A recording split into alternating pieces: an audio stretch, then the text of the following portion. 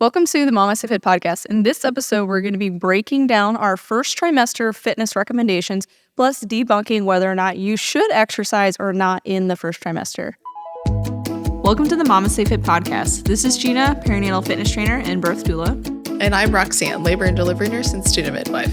And this is the MamasteFit podcast, where we empower you on your prenatal fitness, birth, and postpartum return to fitness journey. Our podcast shares how to move throughout your pregnancy to stay strong and comfortable, because pain is not a requirement of pregnancy. Understand the science of birth and how to approach recovery after birth. We share our personal experience as mothers navigating this stage in our lives, plus our professional expertise as birth workers and fitness professionals. Our goal is to help you feel confident as you navigate the perinatal timeframe for an empowering pregnancy, positive birth, and postpartum journey. We're glad to have you with us on this journey and that you have chosen us to support you. Welcome to the MamasteFit podcast. So in this episode, we're going to be talking all about our fitness recommendations for the first trimester, but we also want to talk about what is even happening in your body in the first trimester and why you may not feel like exercising during this point.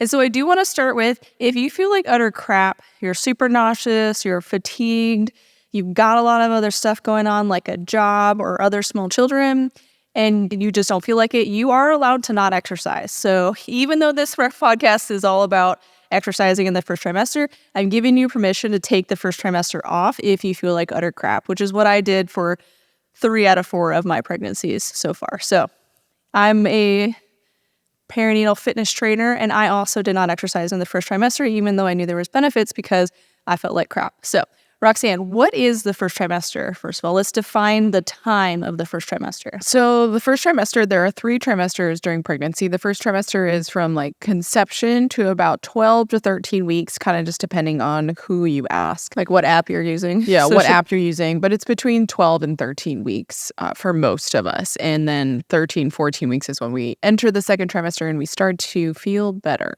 And during the first trimester, it is a ton of changes happening within your body, which is why you feel just not great.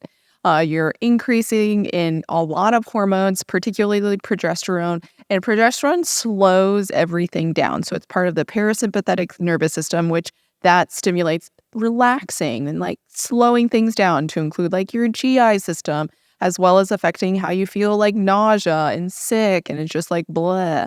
And that is why most of us during the first trimester do not work out. I think I worked out maybe during my first pregnancy with Lily. That was because I was working full time, so I didn't really have a choice, and I was still in the Army. But with my next 2, I don't think I worked out just because I didn't want to. But first trimester, all of those things are happening. Your blood vessels are dilating to accommodate the increase in your blood volume that's coming. But you're not yet having, you don't yet have all of that increase in blood volume because your body has to create it. So you're also very fatigued because your body is trying to keep up with the demand, this like sudden increase in demand of energy. And you just cannot keep up with one. Like you can't eat, so you can't get energy that way. And you're trying to create all of this blood and grow a placenta and a human. All of these important things are happening within that first trimester, baby-wise, like the spinal cord, the brain, and the beginnings of organs. So these are pretty vital portions during this first trimester. So if you feel not great and you don't want to work out, that's totally valid because a lot is happening. So to expand on the blood volume and why it contributes towards fatigue, so your blood vessels essentially dilate or double in size practically overnight. So you pee on a stick and your body is like, all right, it's go time. And all your blood vessels expand. And this is also thanks to the progesterone helping to kind of relax everything. But your system feels that it's underfilled. And so it's like, oh shit, I only have like half the blood I'm supposed to have right now. And so then it starts working overtime to create all of this blood volume, which can really contribute towards fatigue, feeling breathless, some nausea. And so these are some things that are contributing towards a lot of the symptoms in the first trimester. And so again, it's okay if you just feel like crap and you do not want to exercise. By the time you hit the second trimester, all of these things have kind of happened. So when you hit the second trimester, your blood volume has essentially doubled. You finally filled the system and things start to regulate a little bit more. And so we have more energy and we tend to feel a lot better. So if you've been dealing with a lot of morning sickness, it tends to go away, hopefully, in the second trimester. There are some folks that kind of maintain it throughout pregnancy. But most of us will find that our morning sickness or all day sickness. It's not fair to just say it's in the morning. Yeah, let's petition to change it. I think someone commented that. Let's petition to change it to not morning sickness because that's all day. That's a false all day advertising. Sickness. So that tends to go away by the second trimester. Let's take a break from this use episode to talk about one of our sponsors, Needed. Needed is a nutrition company that focuses on optimal nourishment for the perinatal timeframe. And this starts pre-conception or during the conception phase as well. And so if you're dealing with a lot of morning sickness during your pregnancy or in prior pregnancies you have dealt with morning sickness, taking a prenatal vitamin could be beneficial pre-conception or about at least a month before pregnancy to help with morning sickness during pregnancy. The reason being is that some of the reasons for morning sickness could be related to some vitamin deficiencies that we may be having. So if you're low on like B vitamin, for example, or magnesium, this could increase the morning sickness that you're experiencing.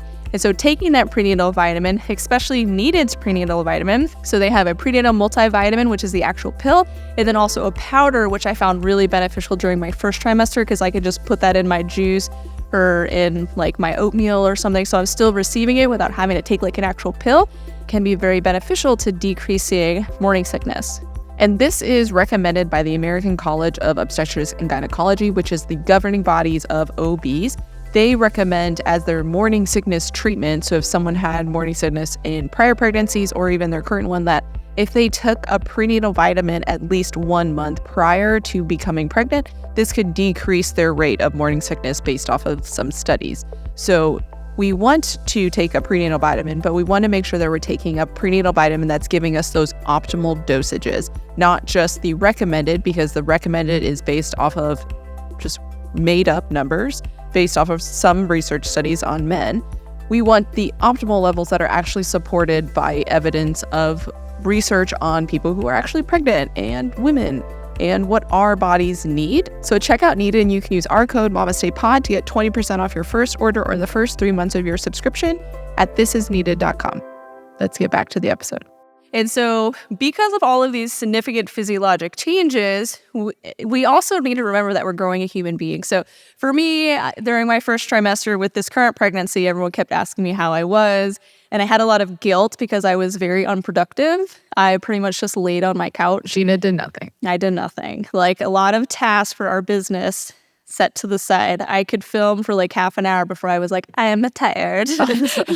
I didn't nap today, so let's I didn't take a nap, reschedule. so I cannot do anything.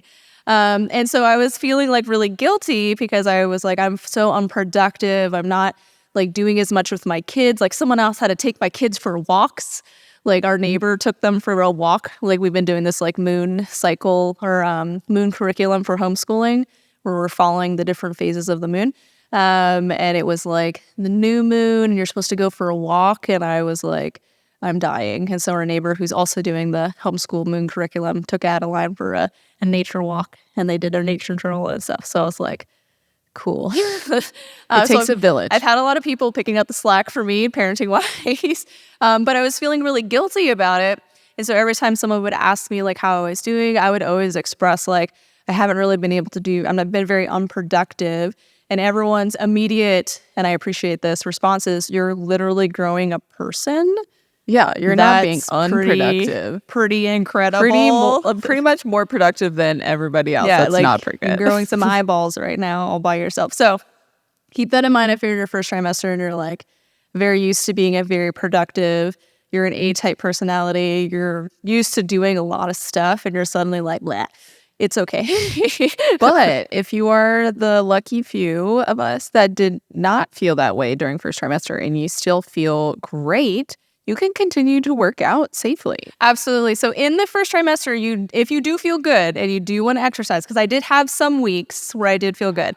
I felt good till about like week 6 or 7, and then I was like, bleh, until about week 10. So it was only about a month for this pregnancy that I took totally off. Like my first pregnancy, it was like the entire first trimester, like 2 to 3 months. I was dead. Even last into second trimester, it was the same thing, like 2 months like off. But this one, I was like about a month. So if you do feel good enough to exercise throughout your first trimester, sometimes a concern is if I exercise in this first trimester, I could increase my risk of miscarriage. And it's easy to understand why that's a concern. Like the risk of miscarriage is highest in the first trimester. Like 1 out of 4 of us have miscarriages, so there's like a 25% chance that you may lose a pregnancy. And then most of the time it happens within the first 12 weeks of pregnancy. But know that research supports repeatedly that exercise does not increase your risk of miscarriage. There is really nothing that you can do physically to cause harm to your pregnancy other than like throwing yourself off a high surface and landing flat on your belly or something like that. But there's really nothing that like lifting weights or going for a run or going for walks or doing yoga is not going to harm your pregnancy. And research repeatedly demonstrates this. And so if you want to dive deeper into common prenatal fitness myths, and we talk more about like first trimester ones and ones throughout the entire pregnancy, you can check out episode 42 where we talk about all of these different myths, kind of the nuances to them and what research says, so that you can feel confident approaching fitness throughout your pregnancy. But know that you don't have to wait till the second trimester if you're feeling good to exercise, because you're not going to cause harm to your baby. If anything, it's probably going to set you up better throughout your pregnancy. So let's talk about the benefits of starting exercise in the first trimester. Again, if you don't feel great, the benefits do not outweigh the fatigue and nausea.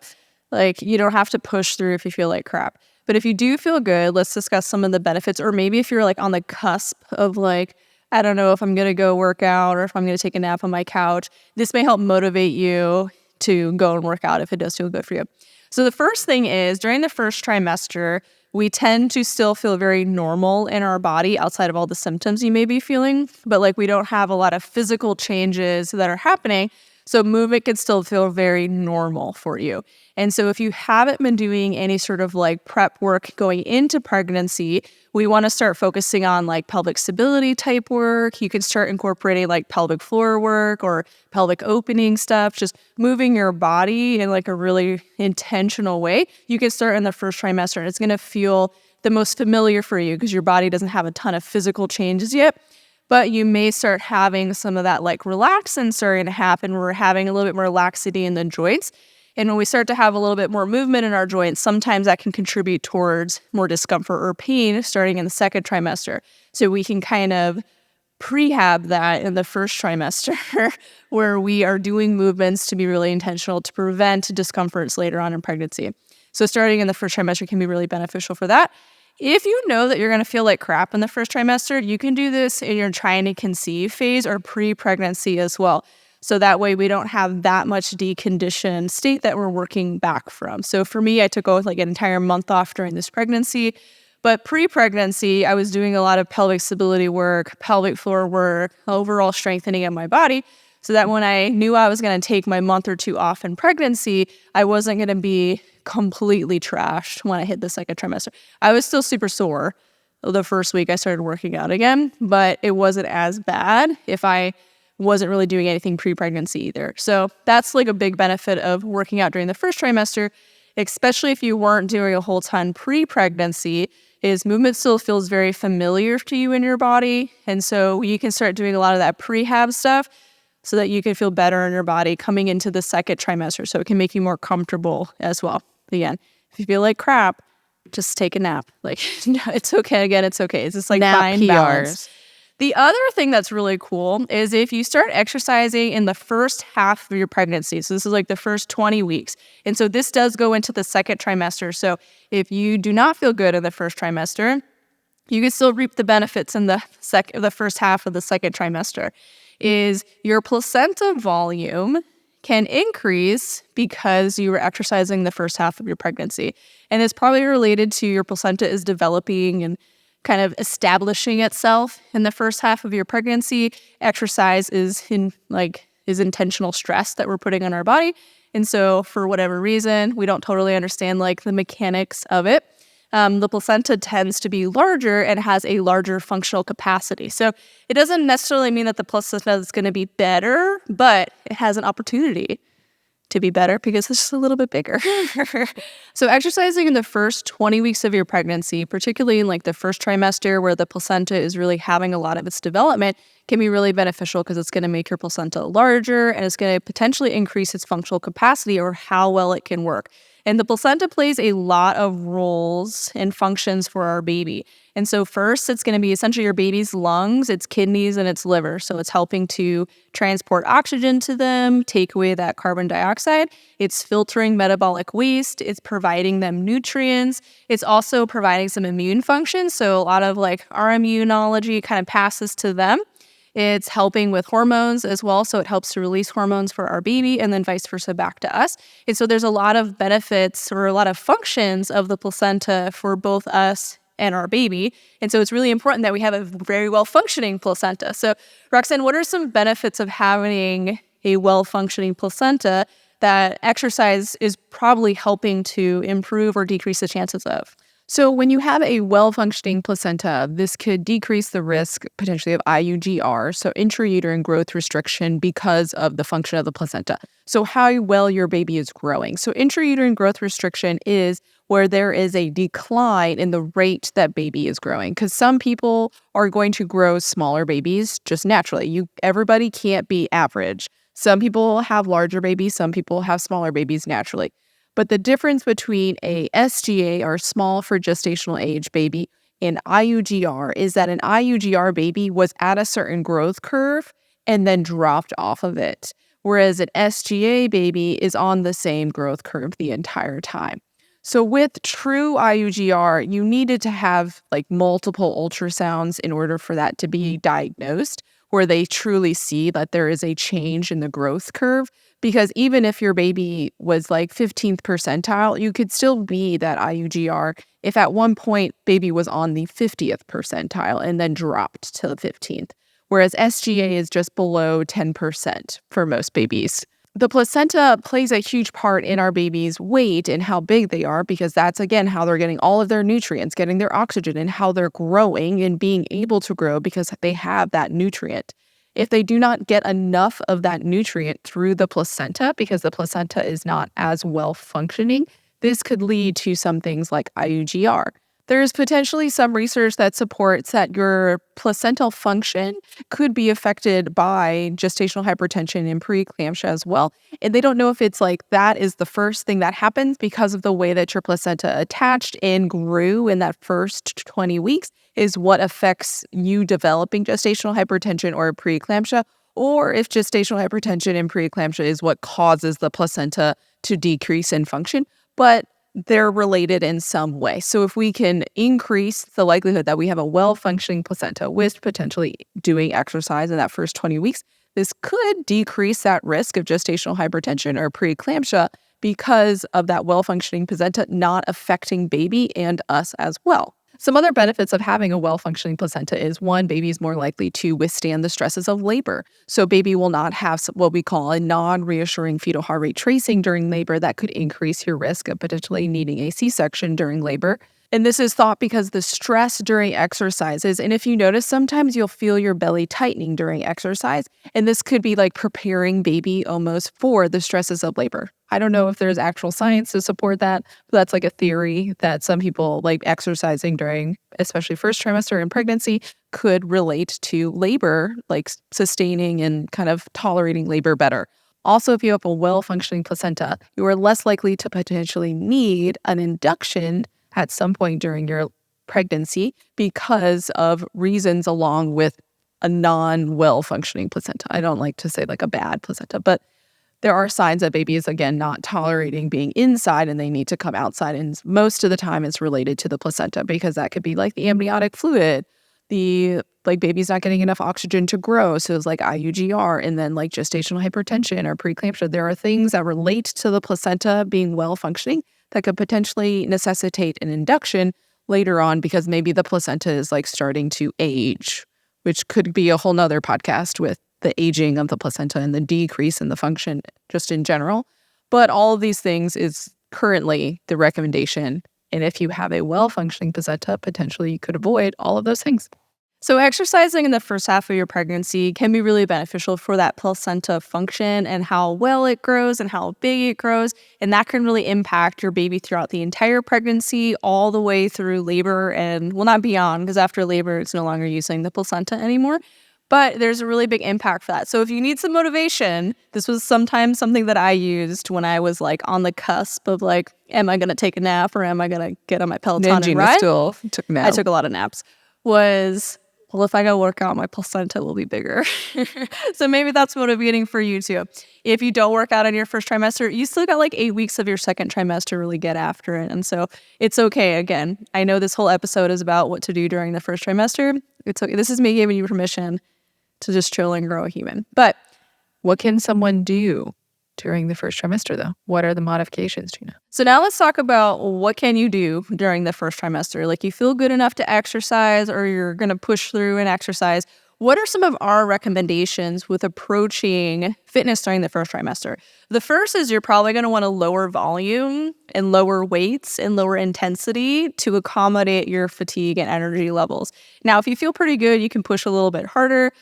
But I would say bring it back to about a moderate intensity level. So like this 70 to 80% would be beneficial during the first trimester. Now, in the first trimester, there's usually not a lot of need to modify yet because we don't have a lot of those physical changes. So we don't have to make space for the belly. We don't necessarily need to not be flat on our back. And so there's not a lot of modifications due to physical limitations in the first trimester. So most of your movements will look pretty much the same as pre-pregnancy. Now, you can start to have some round ligament pain during the first trimester because that uterus is growing very rapidly in the first trimester. So there's a lot of stretching to the uterine ligaments, which can be normal and common. You can do things like hip flexor releases, seeing a Webster certified chiropractor to help address the round ligament issues if you're having some tension with them. But that would probably be like the one main pregnancy related like complaint or limitation that someone may have in the first trimester is starting to experience round ligament pain.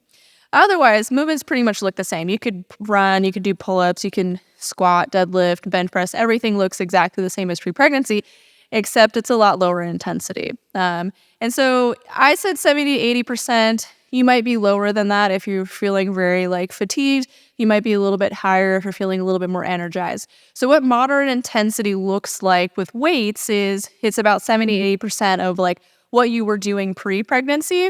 And so when you finish your set or your reps, you feel like you have like 3 to 4 more in the tank. Like you can do like a few more reps with really, really good form. And all of your reps at that intensity level are like perfect. Like you have really, really good form through all of them.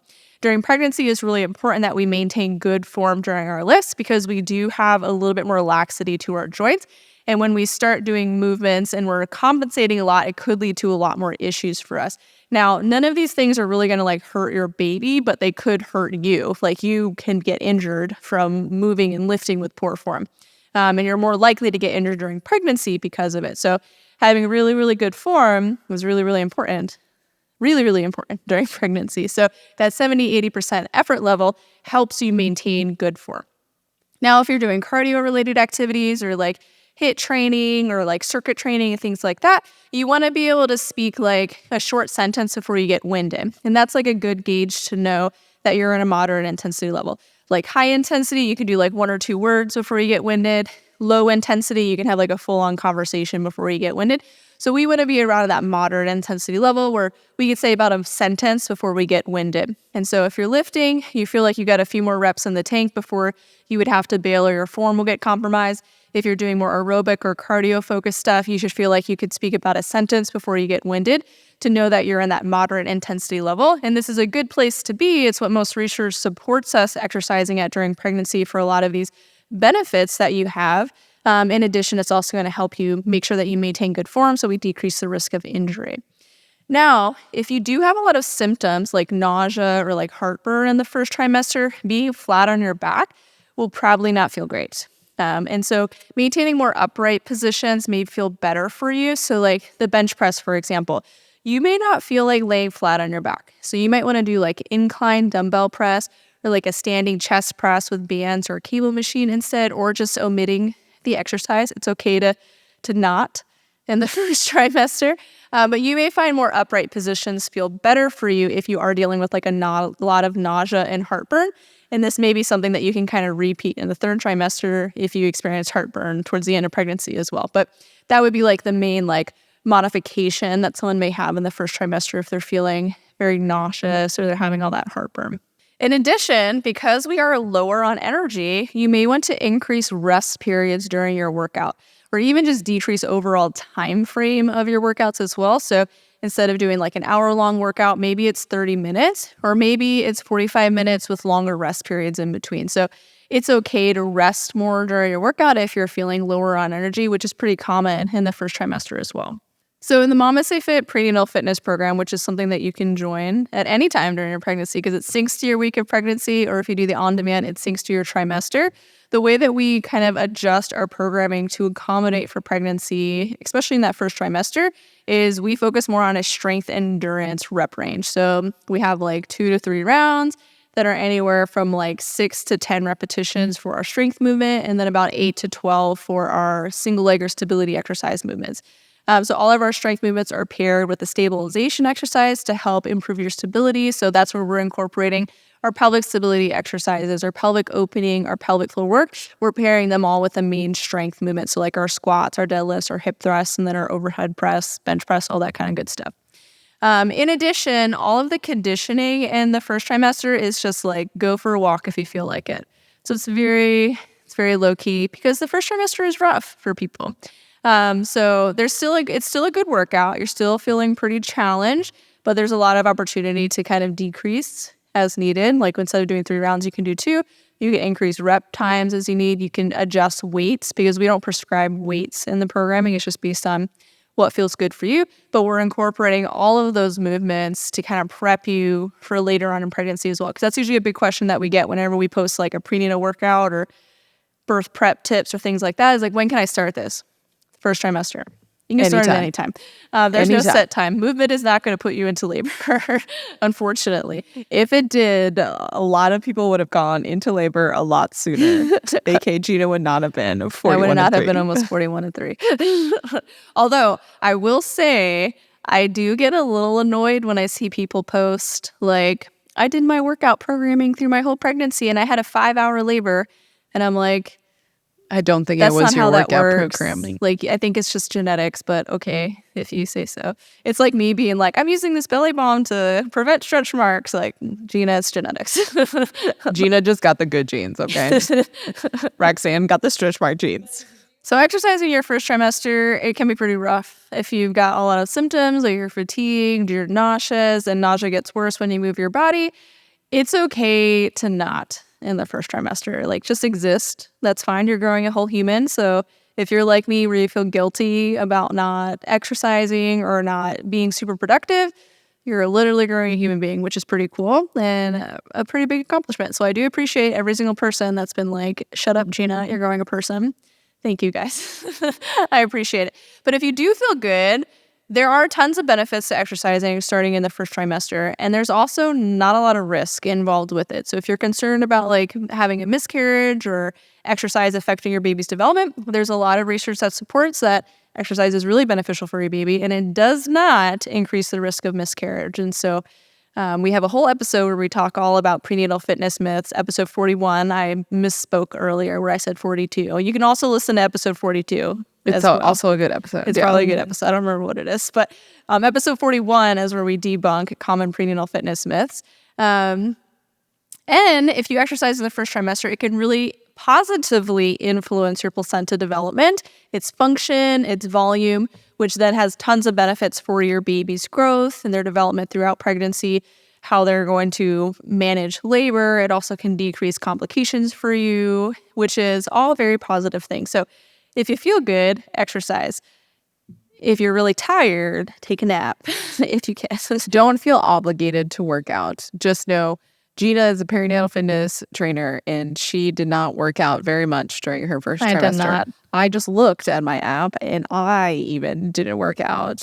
Like, I think I worked out twice in my first trimester with Joan, and she was 8 pounds, 8 ounces with a very large placenta. So granted, I was moving across the country, so I have a bit of an excuse, but you're also growing a person. So feel confident that you can exercise in your first trimester. Hopefully this episode helped give you some ideas on how to slightly modify your workouts as needed to accommodate for the fatigue levels, for nausea, if you're having heartburn, how to kind of modify movements. And know that you can join our prenatal fitness program. We walk you through step by step, day by day, week and trimester, all the way until you give birth. It goes all the way to 42 weeks. So hopefully you are not still pregnant at that point. Hopefully you don't use the last 2 weeks. But if you're like confused on what to do, like we talked about pelvic stability exercises, pelvic opening, pelvic floor, and you're like, all right, what does that mean? Well, we're going to tell you in the prenatal fitness program. It's laid out for you already. And the benefit of doing the MamasteFit prenatal fitness program is we don't just train online fitness clients. We train in person. Like, we're in our gym. And if you're watching the YouTube video, we're in our prenatal fitness training facility. And so we exclusively train in person prenatal and postpartum fitness clients. And so we have spent the past like 6-7 years developing programming based on client feedback, what's working for our clients, what we're noticing in birth, because we're also birth workers, where we're supporting in-person birth, to develop programming that makes more sense. All of our programs are reviewed by physical therapists, midwives, OBs, other practitioners recommend the MamasteFit prenatal fitness program. We have clients that come back and redo it over and over again, because if you buy the full program, you get lifetime access. So you can use it for this pregnancy and future ones. So it's always really exciting when someone emails us like, I'm pregnant again. Can you reinstate my programming? So if you want to check out our prenatal fitness programs, you can use code STORY10 to get 10% off. And you can check them out at mamastefit.com/fitness-programs. It'll be linked in the show notes as well, so you can check it out. If you're not sure what program is best for you, you can check out our sample programming, where we're going to show you what the Team Builder app looks like, what our on-demand videos look like, and so you can pick what works best for you, because each of us likes to work out in a little bit different way. Not everybody likes to work out like I do, which would make my programming much easier to develop. But thank you so much for listening to this episode. If you enjoy this episode, be sure to like and subscribe to our channel so you get notified whenever we release new episodes. We release new episodes every Wednesday and new birth stories every Friday. We really try to keep the birth stories on the positive side. So not necessarily that everyone has like a perfect birth, but that the folks that are sharing their stories have a positive outlook on their birth, so that you can hear a lot of different stories from folks that have had really good experiences. So if you want to check that out, listen to our episodes on Friday. If you are pregnant and you're wanting more support throughout your pregnancy, which you probably are if you're listening to this episode, we have our prenatal fitness programs, our childbirth education course, and our pelvic floor prep for birth course. You can bundle all three to get 15% off, so you can save a ton just by buying all of them. If you're postpartum, we have our postpartum fitness programs, which is going to help you return from rehab to back to the gym or whatever your specific sport is. So we have our general conditioning program, running, Olympic weightlifting. We have our first responder military program.